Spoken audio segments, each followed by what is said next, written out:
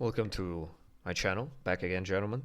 I doubt there's any females around with us, so with certainty say that there's only gentlemen here. And this video is a bit different. There's no editing, there's no crazy stuff. It's just a podcast. And I am going to be talking about Greenland, its inhabitants, and what happened throughout the history. Because it's very clickbaity, and it's popular right now about Greenland because Trump, Greenland this, Greenland that. So yeah, I'm trying to boost my views right now. That's about it. Few European countries that had overseas territories or colonies up to the age of Renaissance seems a bit, let's say, out of range. There's not many of them. We would call that there's Aragon and Castile, so-called Spain nowadays, and Portugal in 16th century. England, France, and commonly known as Holland joined the exclusive club of colonizing nations. Later on, in 19th century, Belgium and Germany would join this club as well, and those countries would rule over Asia, Africa, North and South Americas. British colonial empire was bigger than any of those mentioned, bigger than the Russian Empire, and bigger than the Mongol Empire. But if we start to examine smaller nations or what was going on previously before the colonial era, we're gonna see smaller nations trying to build overseas colonies. But sometimes there were not colonies at all. They were not even sometimes countries of their own at all. Such as we have Gazaria on the Crimean Peninsula, led by and ruled over by Genoese nobility. Many of those Genoese territories were sold into sovereign hands, to be specific, into a Bank of St. George, because, well, they were bankrupt. In the year 1525, Emperor of Spain Charles V sold the rights to colonize lands of Venezuela into sovereign hands, and to be more specific, to the hands of bankers. If anyone wonders what bank it was Bank of Augsburg. Here's a fun fact for you. Those Germans actually invested into colonizing those lands. They called it Little Venedicht, which means Little Venice, and they founded an expedition into the rainforest for the mythical city of El Dorado. Yes, that myth of Spanish quotation mark conquistadors trying to find a city of gold. Yeah, that's Germans. That was German people. Of course, the expedition didn't went anywhere because those conquistadors were killed by Spanish conquistadors. Pretty sad that they weren't killed by the natives, disease, the jungle, just a fellow man. Just a fellow Christian. There was also the Sovereign Military Order of Malta, which was technically a vassal of the Spanish Empire ruled by the Habsburgs, but order itself was mainly French. In the year 1651, the Hospitaller actually bought a few Caribbean isles and Isle of St. Christopher, which at the time belonged to the French crown. But because King Louis XIV of France didn't want to sell them the sovereignty rights, well, he did, but he didn't want to give it to them, they just sold it back to his hands. Some countries, or some people in those countries, tried to colonizing on their own hand, not caring about the rights to colonize, well, something. They didn't care if it was owned by somebody nearby or that the land was promised by Pope to somebody. They just did it because they didn't care. They cared only about the money, about the profit, about the land. The mentioned before Republic of Genoa, for example, who owned parts of Anatolia, Crimea, those lands were not permitted by Pope or, well, nearby powers to give them. They just took them by force or just by bribing the Roman emperors, the Tatars, anybody who owned those lands, or by just simply invading them. Spain, after some time, actually sold right to Genoa to build outposts in Africa. Not colonies, just outposts to gather slaves and sell it into the Americas. This right was called Hacienda de Negros, which, if somebody speaks Spanish, it makes perfect sense. One of such slave outposts were built in Panama, but in the year 1671, it was devastated by pirates of Henry Morgan. By the 1700s, it's hard to find a nation that didn't try to build, well, a colonial empire, or at least a country or a nation that had access to the sea, to the open ocean, and didn't try to build one. Every small nation tried to do its own. Example, in 1608, Tuscany hired an Englishman to colonize as well, and that was a very small nation. I think he tried to establish a colony in Guyana. I don't really remember. it's not really important. But let's go back in time to the 9th century, to the year 825. Norwegian settlers just discovered Faroe Isles. Of course, Eremites, that is Irish or Scottish Eremites, already lived there, but they were probably killed by the Norwegians. Those lands were later colonized, and the Vikings brought the slaves from Ireland, Scotland, England, and also Slavic settlers. In 1074, Iceland was settled by a first man, Ingolfur Argerson. Although it's disputable if he is the first one, maybe the hermits from Ireland, Scotland, or maybe other Vikings already visited the island and lived on it before him. But he's the one that, well, began the whole colony. And now we are gonna talk about Greenland, which is a whole another beast. The Norse settlement began somewhere in the 10th century and lasted probably as well up to 15th or 14th century, when the Vikings basically died out. The island itself was in more of a foggy domain, and what I mean by that it was barely known. Only in 1906 people discovered that actually Greenland was an island. And this discovery we owe to a Danish adventurer and explorer, Ludwig Eriksen. I must say it's not that surprising, since Greenland is the biggest island in the world. Greenland is positioned pretty high on our, well, globe, which means it's not good to settle there. It's pretty cold. And to add to that, there is two cold currents running both sides around the isle, making it even colder. One of them is called East Greenland Current, and the other one is called Labrador Current. It's also worth to mention that most of the land is covered by an ice sheet.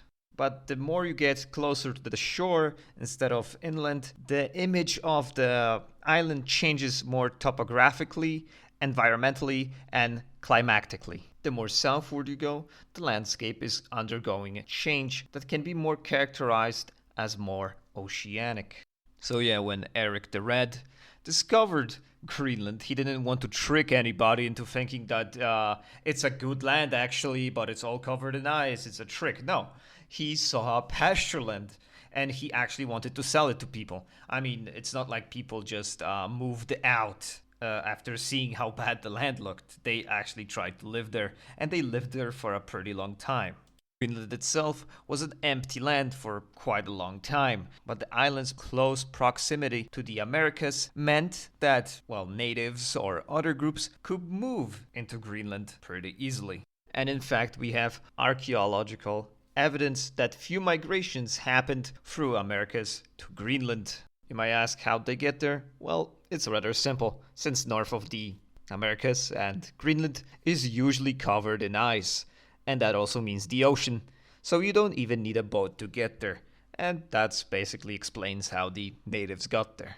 Those native groups that migrated into the, well, Greenland, also their migration correlated with hot and cold periods. So when it got colder, they left Greenland. When it got hotter, they moved in. That's how usually it worked. But there is one interesting fact about that. There was multiple throughout thousands of years, migrations in and out Greenland, different cultures, languages, materials, technologies even. But one thing in common, that they all lived around the fjords, close to the sea, and had the same style of living when they got to Greenland to basically survive the climate. One of the native groups that still lives in Greenland and close to Greenland, known as Paleo-Inuits. In the 1800s, 1900s, they were called Eskimos. It's hard to tell what etymology of Eskimo means, what it is. It's probably part of Algonquian language, Inuaimun, and the word derives from Ayashkimiu, which basically means a person strapping on snowshoes. Of course, the word could have originated somewhere else. Also, it could have meant a person eating raw meat, which is apparently not a very good thing to say about somebody there. And I'm gonna just leave it at a person strapping on shoes, because it sounds nicer and it sounds funnier, and I'm gonna just leave it at that. In year 1250, the actual Inuits come to Greenland. Of course, there was before two different migrations. There was also a gap of inactivity for 700 years. The land was uninhabited for 700 years. But in 1250, the actual Inuits show up. And we don't really know what happened. They probably assimilate the other quote unquote Inuit groups that were living in Greenland because Vikings settled just before the 11th century on Greenland. They formed 2 settlements and they had contacts with those natives there. But they were absorbed into the new, bigger migration that just came out of Americas through the north to south. So if you're wondering what is the archaeological names of those people, the new group of Inuits that just came out is Thule group from the mystical, never existing, of course, island. And there is Bering groups. The first migration that happened was Bering group. There was a second migration which happened was New Bering group, and they were both absorbed into Thule group. And of course we have Scandinavians. And whatever the contacts those people had with each other, they weren't very long lasting. Because by 1300s, by the end of 1300s, the Inuits leave. They just disappear. And soon after, in the 1400s, the Vikings disappear. We know that one group, because it's still in Greenland, the culture group of Thule, some of it didn't leave. They actually stayed in Greenland. They lived there for a long time undisturbed, I must say. And those people who have stone tools, who just gather fish, who just know how to make clothing, basic trading, at some point they just decide to circumnavigate the whole Greenland. The whole continent of, island, not continent, of Greenland in canoes. And we know of this because of archaeological evidence that they built trading stations, settlements, and they lived there. And some of them still do. They wear the same clothes, they have the same dialects, same traditions as 700, 800 years ago. That's crazy to me. I don't know if how to make it like crazy to you, but I specialize in like late World War II migration period that is fall of the Roman Empire, stuff like that. Like Mongol invasion, I hear like empire destroyed this, like they resettled millions, killed this many, and they reshaped that. And you know, it's like impressive, okay? But you hear about the tribes, few tribes in Greenland, who just circumnavigate an island and discover that it's an island 600 years before the Europeans in a canoes. That's an impressive feat. The language of those Thule natives, of course, their language group is part of the Eskaleut languages, which is almost 4,000 years old. And this language group started in Asia and actually still is in Asia, to be more specific, Chukotka in Russia. But as always, the Eskimos in Greenland and Canada, Russia, they are genetically different. Actually, the ones from Russia and Canada, and of course Greenland, they have nothing in common except language for some reason. By the end of 1600s, whale hunters, adventurers, discoverers started moving more north and discovering there is land up there. And with the land, that is, they discovered Greenland, there were Inuits, who they traded with. The trade intensified at some point so much that the joint country of Norway and Denmark decided to build a colony on the western coast of Greenland. The colony of habits grown quickly. Later on, the colony was moved to Nuuk, also known as Gotthab. The increasing appearance of Europeans in Greenland in the year 1721 meant that the Inuits started losing their identity, melting with the culture and, traditions of the Danish and Norwegians. The colonial era in Greenland lasted till 1950s, and that happened because Greenland was absorbed into Crown land of Denmark. So let's ask ourselves, what happened to the Norse? What happened to the Inuit? Why did it disappear? 2 words. Climactic change. When the first colonies in Greenland began, the Norse started farming, and they were pretty good about it. Until the 1300s, or, well, late 1200s, because climate started getting colder again. Most settlements were started to be abandoned, and people usually used them as bases to hunt, for example, seals or gather fish, anything to make them survive the winter. Farming at some point was abandoned because the climate changed so much, it was no longer feasible to feed your family or yourself by only farming. Greenlanders themselves died out because of lack of procreation. There was not many people to have sex with, basically, and the colonies just died out. Probably Greenlanders just started moving into Iceland because it was more feasible to live in there than frozen wasteland that Greenland was becoming.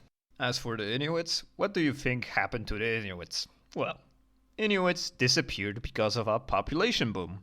As funny it may seem, they had a population explosion just before the Cold Era, which meant there was less resources during the Cold Era when they all grown up and there was a lot of just men and women trying to survive, less resources for them to have. So they started infighting, fighting, killing each other, pushing each other out of regions. Some groups started moving out of Greenland because of this pressure, and some stayed.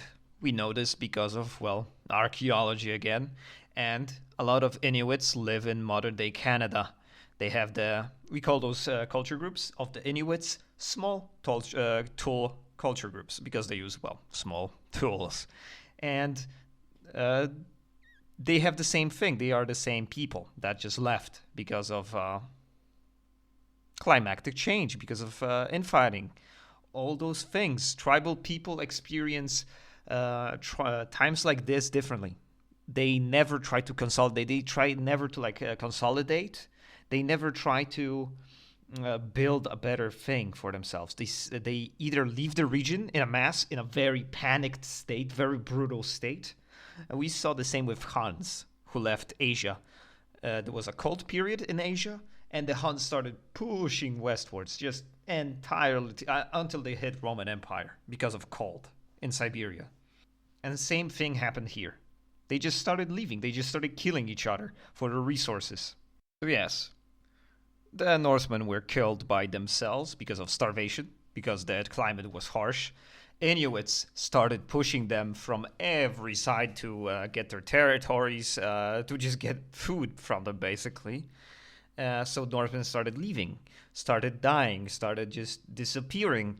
And then when the Norsemen were gone, the Inuits turned against each other. They already were turned against each other, and they started pushing themselves out until there was, well, of course, limited population, but enough resources for this limited population. What I gave you here is a very simplified narrative of what happened in Greenland, because we don't really know why just Inuit there was so many Inuits. Why they had a culture boom, for example, we don't know. So what, there was suddenly there was a lot of fish, a lot of resources, and then boom, nothing, and they just had to fight over that. Or maybe something happened. There was a push from the mainland to the Greenland, or something else entirely. There's so many factors. There's a lot of things that we didn't yet analyze in Greenland that I wish we're gonna get in future, because Greenland topic is pretty interesting. I know some of us just prefer mainland Europe and history that it has, but those borderlines of civilization, when there is nothing there, it stirs something in a man or a woman, just humanity, that just living in the middle of nowhere, surrounded by people who don't, you can't even comprehend their language because it's not in the European. You live near them, but against them, it's surreal to me. Sad thing is also that Inuits were absorbed into Christian fold, and what that means is their culture just disappeared. because the Danish missionaries just tried to make them Danish. They didn't think about their culture. They didn't think of their identity, their language. You are being forcefully converted to believe in Jesus, if you like it or not. And a lot of those Inuits were murdered sometimes, just killed by the Danish government because they didn't convert, or the land was needed for the Danish settlers. It was a brutal stuff. Danish people are evil. And thank God for Sweden we have Sweden, so Sweden kills the Danish and Danish kill the natives. So it's a circle of life, we could say. Of course, this is the theory I have, that resources just started melting and little ice age happened. But modern scientists think the Norse just started dying out because they couldn't keep up with the climate that the Inuits were living in for like thousands of years. They didn't care it was getting a bit colder. For them, it's normal. But for the Danes, Norwegians, Swedes, all those people, it's starting getting colder. We can't farm. We can't do this. We gotta move. We gotta get out of here to Iceland, or we're gonna die here. So that culture disappears. And guess what? It opens new lands for the Inuits to farm in, to settle. And the Inuits started killing each other over those lands. That's what modern scientists think happened. That one culture just left en masse, and the Inuits just pushed into that gap. And that's what sparked the conflict on the island. As always, thank you for watching, and this time for listening to this experimental podcast. Probably this type of video will be made more because it requires no editing. It's pretty chill to make. I just read stuff and I shorten it for you because the video would be probably like 2 hours. It's like 25 minutes. And I could read you haplogroups and what tools they used and from what year they moved to this year, but it's unimportant in a context of Greenland.